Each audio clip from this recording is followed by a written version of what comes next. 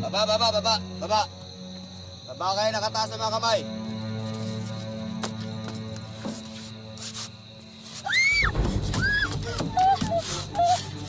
Teka kuya, pabayin niyo muna ako. Wala naman akong kinalaman dito eh.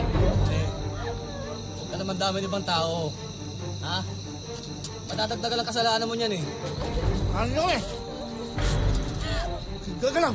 Gagalaw! Seryoso na ako! Pati ito matadamay! Bibilang ko. Isa hanggang 3 ha. Kuya, teka na! Huwag kang magulo! 2! Ah! 3! Magsama-sama tayo sa impyerno! Magandang hapon po mga kapuso.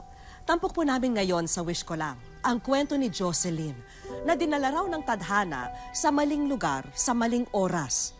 Kaya sa isang iglap, ang mga munting pangarap ng dalaga e tuluyan ng masisira ng dahil sa isang madugong trahedya.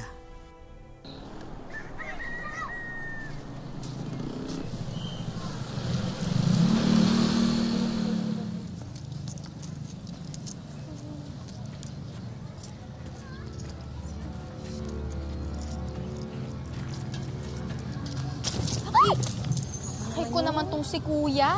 Loka. Ayun, Pinsay, kunin mo yun, oh. Kunin mo. Naku, hindi kayo pwedeng mawala. Kita ko kayo sa paglalaba ko, sa paglilinis ko ng kwarto, sa pagluluto. Oo, ito na yung pisong pinahabol mo sa akin. Muntik pa ako nasagasaan, no? Kasi naman, kailangan to nila nanay tsaka nila tatay dahil kung hindi, gutom yung sasapitin namin. Ko, para piso lang? Damot, di ko naman tatago yan. Buti, pinayagan ko umuwi ni Mrs. ko sa inyo. Sabi ko kasi, total, sweldo naman. Uwi muna ako kina nanay at saka kina tatay para mabigay ko to. Kailangan na kasi nila to eh. Bait ng amo mo, te. Siyempre, mabait at masipag na kasambahay rin naman ako, no? Alam mo, Insan, hapon na. Sa bahay ka na lang kaya mo nagpalibas sa gabi. Ay nako, inihintay na ako nila nanay at saka nila tatay sa bahay.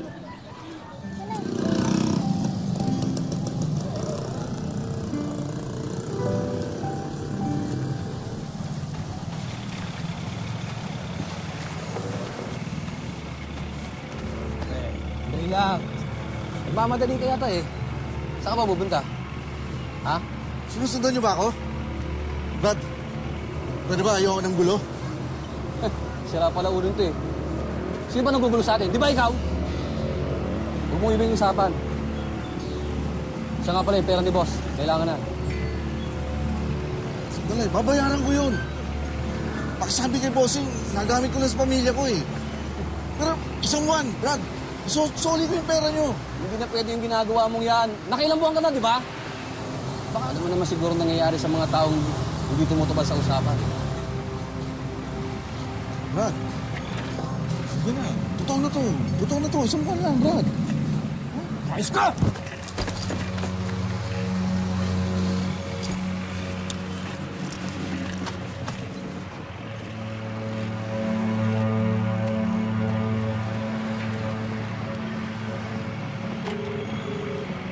Hello, boss. May problema eh. Humihingi ng isang buong palugit. Oo, boss. Okay, boss. Ako na bahala rito. Titiktikan namin yan.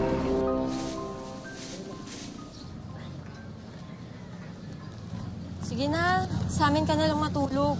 Bukas, hatid pa kita. Ay nako, kung pwede lang talaga. Eh kaso hinihintay na kasi ako sa bahay namin eh. Oh, saan ka pupunta? Dito pila ng habal-habal. Sino naman may sabi sa'yo na maghahabal-habal ako? Hello, madiskarte kaya ako. Ayun o, din ako, sasakay. Dump truck? Sigurado ka? Sosyal, diba? At least libre pa ako. Di talaga maganda vibes ko eh. Bukas ka na lang umuwi. Ano ka bang arte mo, ah? Kaya ko na to. Sige na, bukas na tayo magkita ulit, ha? Kaya ko na to. Sige na, bye-bye. Bye-bye.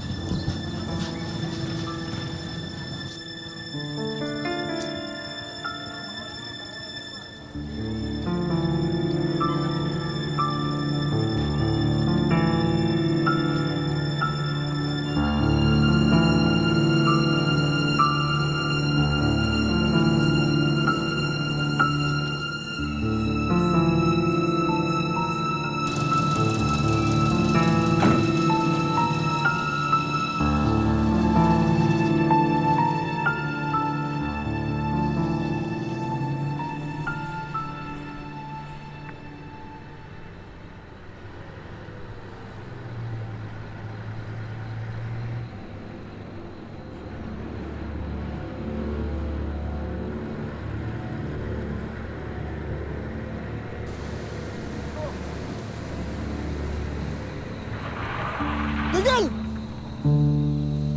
Baba! Ano naman ba to? Sinabi ng baba! Ano naman?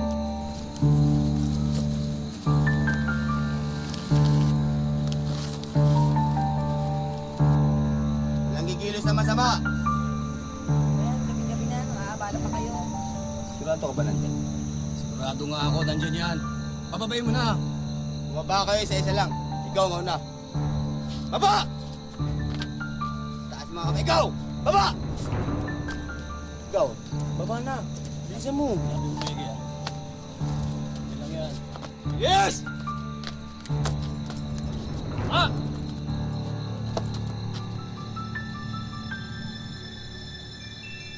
Ikaw! Anong ginagawa mo dyan?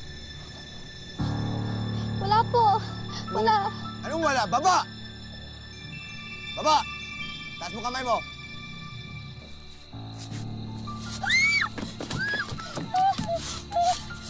Ay, si Daga, oh. Pare, diyan ka na pala nakatago.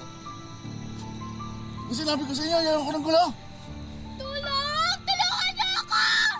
Tulong! Maggulo! Di ba sinabi namin sa inyo kanina na malilintik ka nga sa amin? Pasensyahan tayo.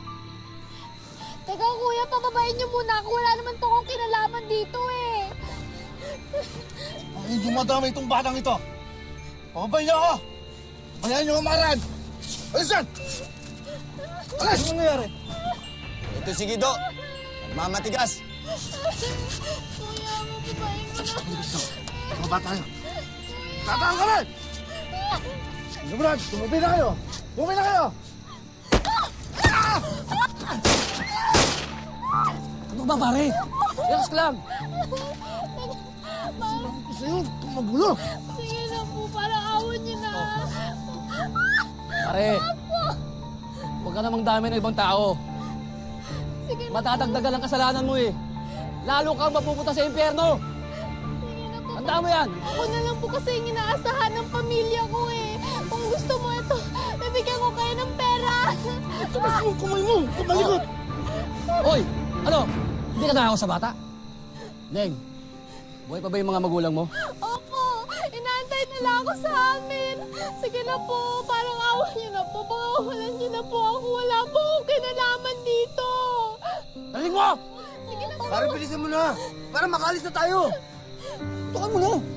Teka lang po, pangawalan niyo muna ako. Palagay niyo ba kailang may pamilyang uuwian? Ako rin! Dapat nag-isip ka muna! Bago mo kami inonse! Bibila ko 1 hanggang 3, ah. Kuya, wag po. Teka lang, pababayin niyo muna ako. Kung ayaw niyo madama ito, pakawalan niyo ako! Ah! Kuya, teka lang. Wag. Kuya, please. Pawalan mo na ako. Huwag kang magulo! Hindi niya kaya gawin yan! Dalawa! Kuya, teka lang. Kuya. Na! Kuya. Kuya. Kuya. Ano? Sama-sama tayo sa impyerno!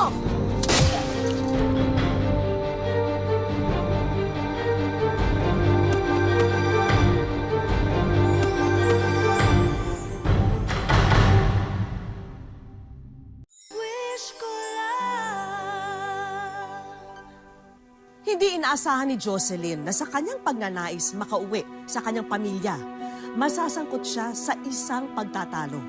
Wala siyang kinalaman sa alitan, pero ginawa siyang pain sa isang mapanganib na gulo.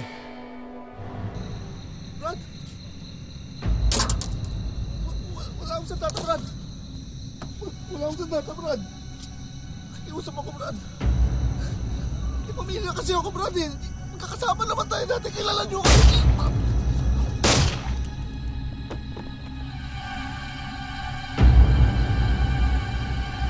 Buruan mo ba?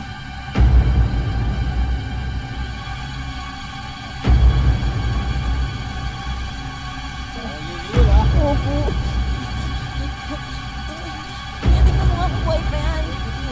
Oh, buhay pa daw. Dali, tulungan nyo yan, oh. Bilis! Miss, miss!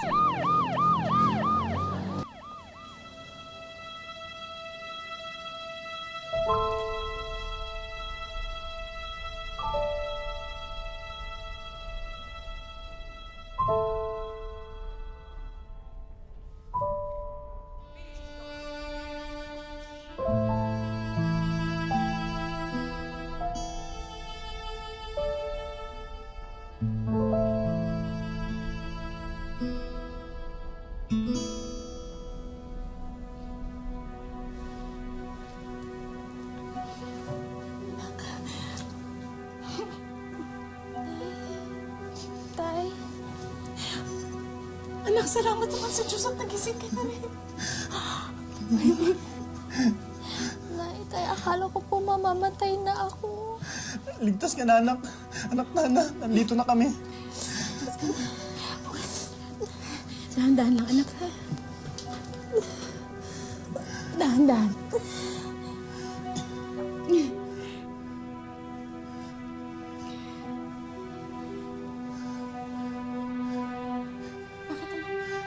Ano naramdaman mo? Nay, bakit po hindi ko po maramdaman yung mga paa ko? Dali, tawagin mo yung doktor. Bakit hindi ko po magalaw yung mga paa ko? Nay, wala po akong maramdaman. Piniti mo yung dalawa. Ano nangyayari sa akin, Nay? Hindi ko po siya magalaw, Nay. Ano po nangyayari sa akin? Nay!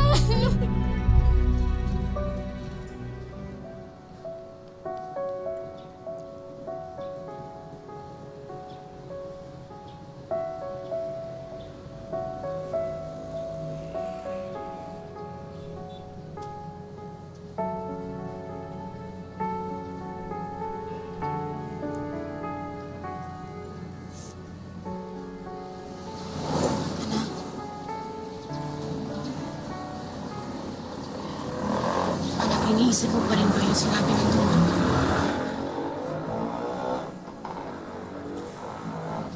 Nay,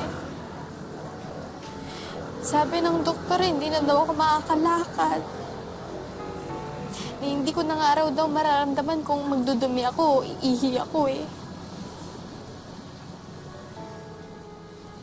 Paano na ako?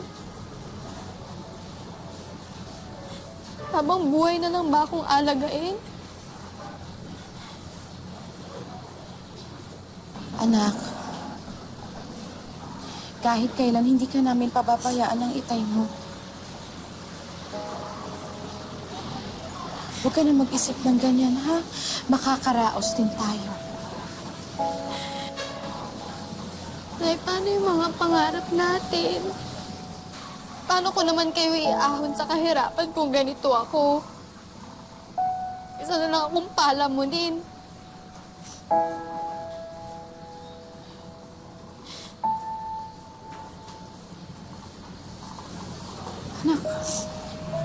Anak, huwag ka mag-isip ng ganyan. Nandyan pa naman ang itay mo. Andito pa naman ako. Magtutulong-tulong kami para makaraos tayo.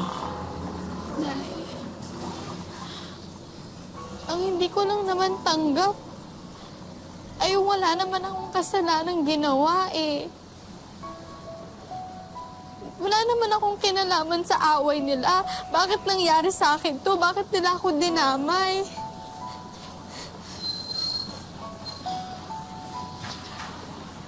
Anak, siguro naman hindi tayo bibigyan ng Diyos ng isang bagay na hindi natin kakayanin, hindi ba?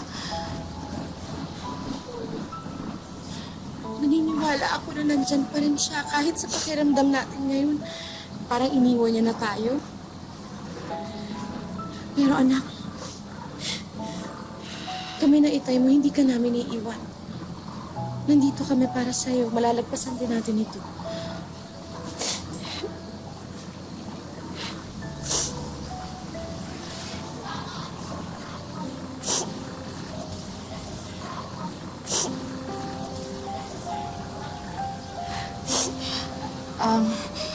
Jocelyn, anak, siguro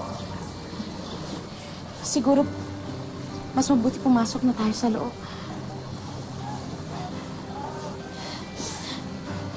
Nay, nakakahiya naman ako. Hiyang-hiya na po ako sa inyo. Anak, huwag. Magpakatatag ka. Kapit ka lang.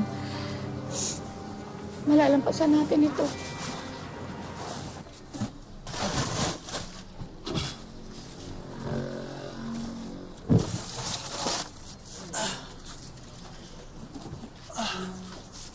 Okay na ba yan? Okay na po, boss. Oh, nabalitaan ko nangyari sa panganay mo ha. Ibang-iba na talaga panahon ngayon, no? Nakakatakot. Nahuli ba? Hindi po eh. Hanggang ngayon, hinahanap pa. Hirap, no? O paano, dadaan ka pa sa anak mo yan? Teka na, ilan na ba anak mo ngayon? 3 na po. Buntis pa po si Tatlo. Mrs. Kaya ako lang Buntis po pa. inaasahan nila. Kailan maayos mo rin yung problema mo na yan. O paano? Para na, baka abutin tayo ng gabi sa daan eh. Oh, dito ka na sa rap, sumama na ako. Wala akong ako lang mag-isa eh. Baka antukin ako, wala akong katabi. Dito ka na.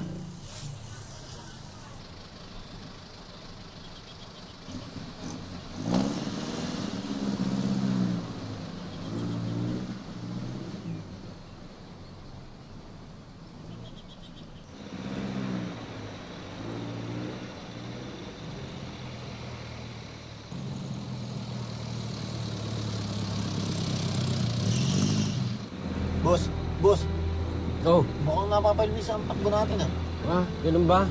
Oh, pasensya ka na. Antok na antok ako talaga eh. Ito ko eh. Gusto mo ako ng...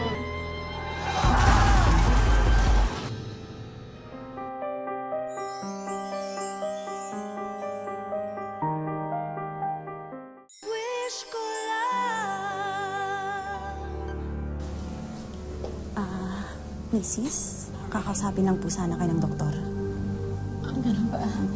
O sige, saglit lang ako, anak ha. Babalik din ako. Sige po. Babalik din ako agad. Ay, naka muna, anak. Dito po. Ah, sige.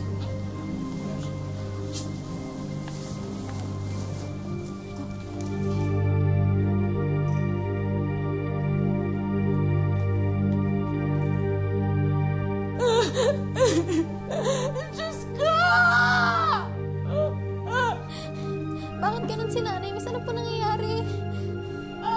Nay, bakit po kayo nagkakaganyan, Nay? Ano nangyayari sa nanay? Nay, ano nangyayari sa inyo, Nay? Paano ka ba, Ma'am? Ma'am! Ma'am! Ma'am, dito ka lang, Ma'am. Nay! Nay! Nay, ano po nangyayari sa inyo, Nay? Nay! Nay! Nay, ba?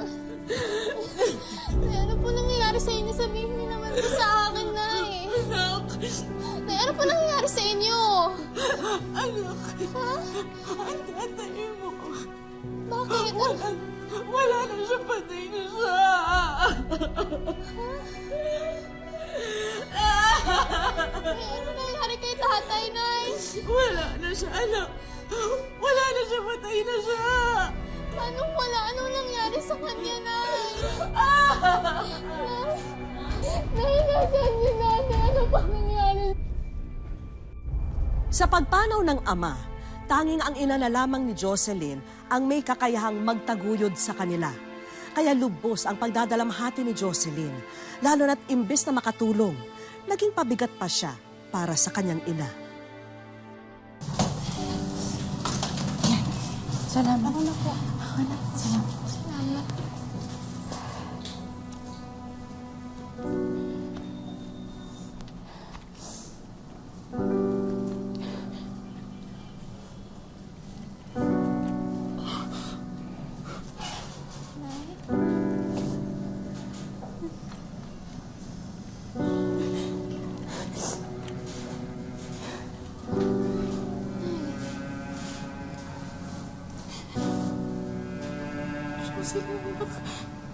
Parang hindi ko na yata kaya. Hindi ko na alam kung ano gagawin ko. Nay, huwag na po kayo umiyak. Diba, sabi niyo sa akin, wala naman ibibigay ang Diyos na hindi natin kakayanin. Diba? Nay, kaya natin to, ha? Promise, malalampasan natin to. Ako pa, di ba ako yung anak niyong madiskarte, Nay? Kahit ganito ako, lalaban po ako. Fight lang, di ba, Nay? Kahit wala na si tatay, malalampasan natin to, Nay. Promise. Kung kinakailangan kong gumapang-gapang para lang maitawid kayo, gagawin ko yun, Nay. Pangako, Nay. Sige na, Nay. Tama na. Tama na, Nay.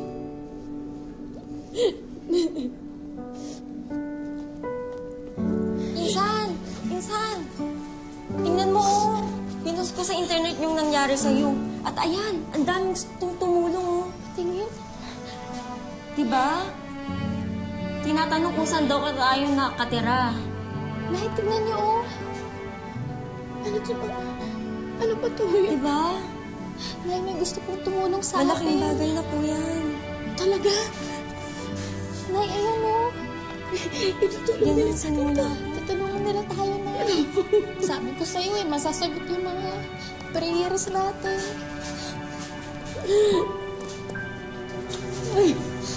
Salamat. Salamat. Sa tulong mo. Salamat.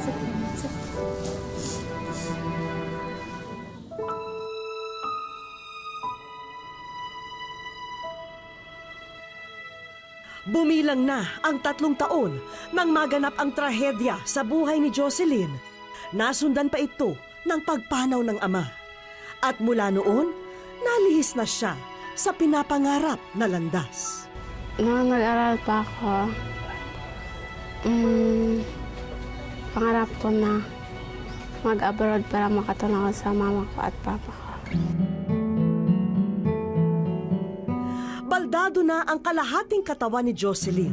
Sa katunayan, nagkakaroon na nga ang dalagita ng mga bed sore o sugat sa likuran dahil kung hindi raw siya laging nakaupo, nakahiga lamang siya sa papag. Sabi ng doktor, di na daw ako makalakad. Dahil natamaan daw yung spinal cord ko. Mahirap talaga. Dahil hindi na ako makalakad, hindi na ako makatulong sa kanila. Bagamat mismong sa mga doktor na narinig ni Jocelyn ang kanyang tunay na kalagayan, naniniwala pa rin siya na may kinabukasang paghihintay para sa kanya. Nagdadasal lang. Nagpasalamat lang ako sa kanya kasi binuhay pa niya ako. Sana pagalingin niya ako. Gayunpaman, magbabakasakali pa rin siyang kumatok sa puso ng mga taong maaring makatulong sa kanya. Lumalapit po ako sa inyong puso. Sana po matulungan niyo po ako na maoperahan po.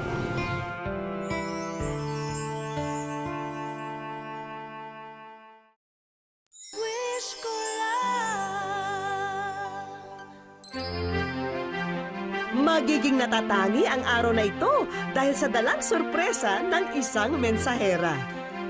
Isang DVD ang iniabot kay Jocelyn.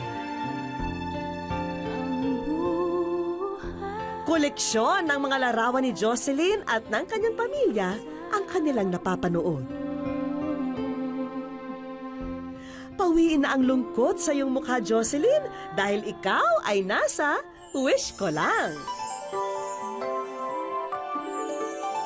Kaya hudyat na ito para ihandog na ang mga sorpresa.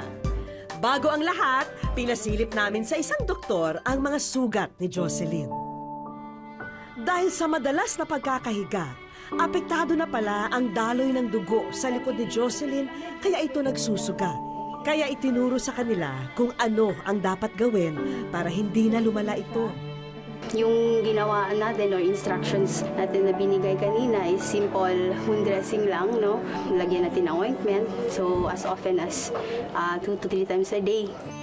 Nariyan din ang representative ng munisipyo para sa agarang pagbibigay ng trabaho kay nanay bilang municipal park attendant. Dagang salamat sa iyong tabang sa mga sir. Makatulong sa mga anak ko. Hindi niyo na rin po problemahin ang supply ng pagkain at munting negosyo para kay Jocelyn.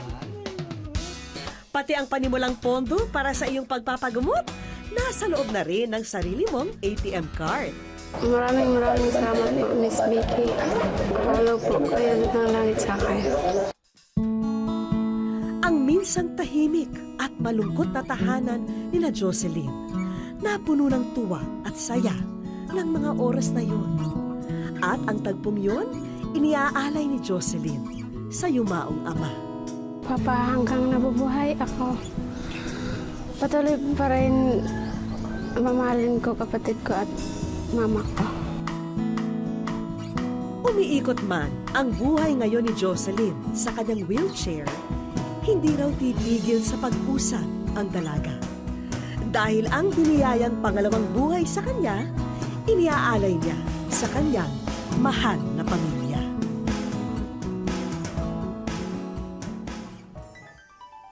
Kung ang buhay ay may masasalimuot na sorpresa, madalas meron din naman itong binibigay na hindi inaasahang biyaya. Kaya gaano man kahirap ang ating pinagdaraanan, asahang sa dulo nito ay may naghihintay na ginhawa, huwag lang tayong mawawalan ng pag-asa. Magandang hapon po mga kapuso. Ako po si Vicky Morales at ito ang Wish Ko Lang. Papatay ko! Ilabas yung message ko! Yung mga rito! Bakit nyo?